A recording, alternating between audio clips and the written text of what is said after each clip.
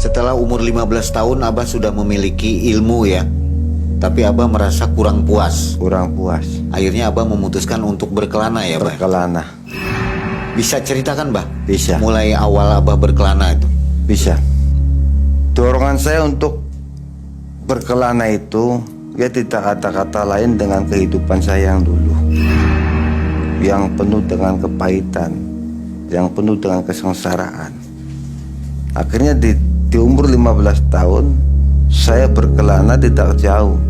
Saya paling suka kalau di tempat-tempat yang keramat. Karena buat apa? Buat menenangkan diri, buat mencari sesuatu yang tidak nyata. Kemana Abah waktu itu pertama? Saya pertama ke sesuatu tempat, ke keramat, tidak jauh dari sini. Semedi di situ, Bah? Semedi. Saya paling suka kalau untuk semedi. Itu berdasarkan bisikan atau ada guru? Saya tidak mempunyai guru spiritual. Saya lahir dari nurani saya sendiri. Dan bisikan-bisikan itu yang selalu saya mengingat, kamu jangan berhenti, lanjutkan apa yang kamu sudah punya. Akhirnya saya ke tempat keramat, ke Gunung Jati, ke petilasan Pajajar, dan banyak lagi. Itu dengan jalan kaki, mencari jati diri saya, mencari keilmuan saya. Saya waktu semedi ada seorang kakek-kakek. Kakek-kakek itu mengatakan kepada saya, kamu akan jadi orang hebat. Saya tidak tahu hebatnya di mana. Kakek itu namanya Syekh Jati. Dan saya juga punya pusakanya. Dikasih oleh-olehnya? Dikasih oleh-olehnya. Kegunaannya apa? Kegunaannya itu ya untuk macam-macam. Untuk penyembuhan refleksi, untuk pengasihan. Waktu saya menerima pusaka itu, sebelumnya saya didatangin makhluk. Sosok harimau bertubuh manusia, berkepala harimau. Dan dimanapun saya berada, sosok itu selalu datang dalam mimpi saya. Berapa lama di tempat itu, Bang? Saya 21 hari Puasa? puasa.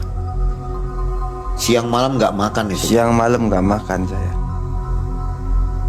21 hari plus pati geni. Dan saya banyak menemukan sesuatu yang orang tidak temukan. Dikasih wejangan, dikasih amalan. Itu dari mimpi-mimpi, bukan dari orang. Pengalaman Tanpa guru ya? Tanpa guru. Saya kan buta huruf sama Al-Quran, nggak bisa ngaji, nggak bisa apa. Tapi amalannya itu dari Al-Quran. Dan saya juga nggak bercerita sama orang, tinggal saya menghayati aja.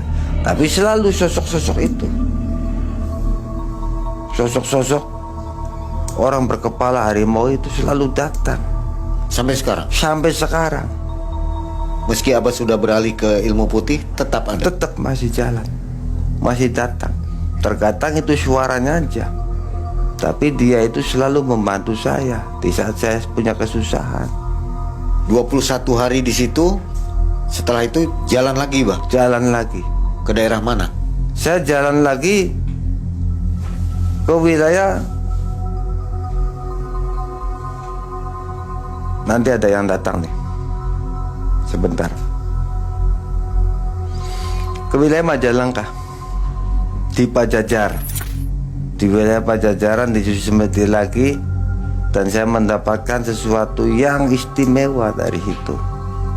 Tapi tetap makhluk itu selalu datang. Abah perjalanannya ini dengan jalan kaki tanpa bawa uang, tanpa bawa apa-apa? Saya nggak bawa uang, nggak punya uang saya. Makannya dari mana, Bah, selama ini? Makan saya dapat dikasih. Setiap perjalanan saya pasti ada yang ngasih makan. Minum saya bawa, kalau minum saya bawa. Tapi kalau uang saku nggak saya bawa. Kuncinya Pak Kuncennya aja saya nggak kasih uang. Emang saya nggak punya uang. Nah, berarti Abah dari situ belum selesai, Bah, ya? Masih banyak. Bertahun-tahun itu. Masih banyak perjalanan hidup saya. Nah, saya pengen tahu, Bah. Waktu itu kan Abah di tahun 2019 mulai masuk ke dunia putih, Bah, ya? Tepat. Itu kenapa, Bah? Ini, saya melihat, saya kan punya istri, punya anak. Gak mungkin perbuatan saya selalu hitam. Jadi saya itu berpikirnya, waktu itu corona, saya sudah melakukan ibadah puasa 15 hari, tapi saya masih mengganjal dosa saya nih.